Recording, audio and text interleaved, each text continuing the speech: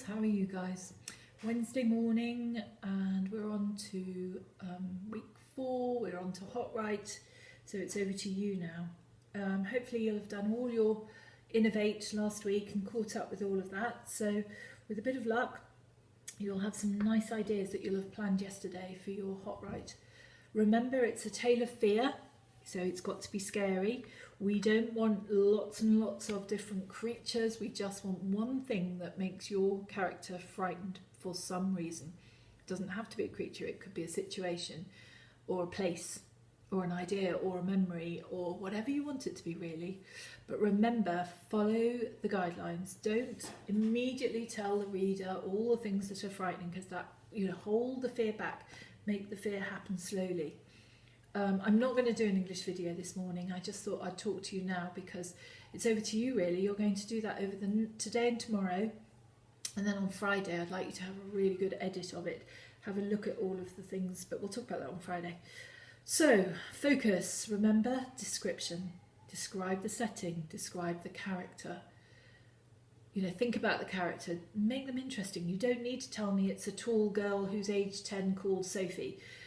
That doesn't help the story. I want to hear the description of what's happening, where are they, what are they doing, what's creating the beginnings of the fear, and build that fear up really slowly.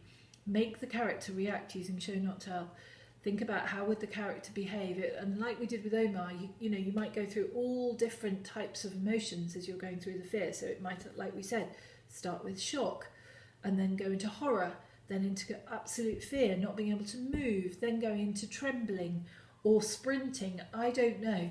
Think about what your character is doing, but it is a tale of fear. So it's not just that they were slightly frightened or they were nervous. We're trying to get you to write really powerfully to show that total, make your character feel totally petrified, so that the reader can really enjoy that sort of build-up of the sense of fear.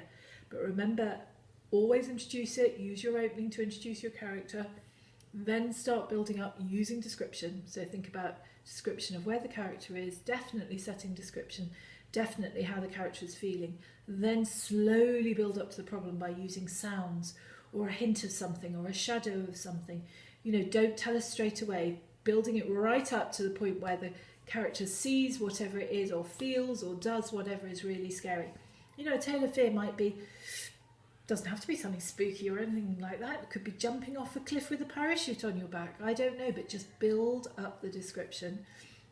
And then that final at the end, once you've resolved it, the character's got past the problem, the fear has passed, but that feeling of relief, that feeling of, oh, I made it, and then the ending, would I do it again? What have I learnt? How are things now? Has life changed now? So you know the score.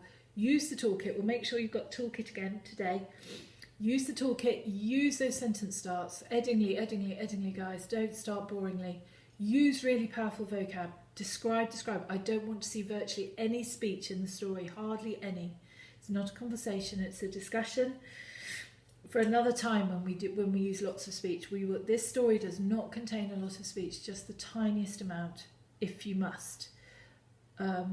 Just go with the vocab, use Magpie, anything that we've used this time, and really go for it. And I'd love to see your wonderful Tales of Fear next week when they're all completed. Do it over 2 days, like I said, just go halfway and then halfway the next day. Okay? Great. So maths, carry on with percentages. Just be careful with your percentages. Think about, with your little blocks you were doing the other day, does it represent 1%, 10%, 20%, 50%? What does it represent? Carry on with your summer in one day. I hope you're enjoying that. And then we're going to be doing some more computing and PE. So follow the videos and hopefully you'll enjoy that. We all seem to succeed to change a variable in the game last week, so let's see what this week brings. Okay?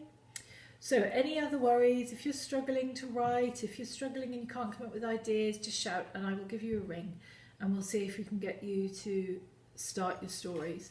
So please do ask if you need help, okay? All right then, take care. Bye.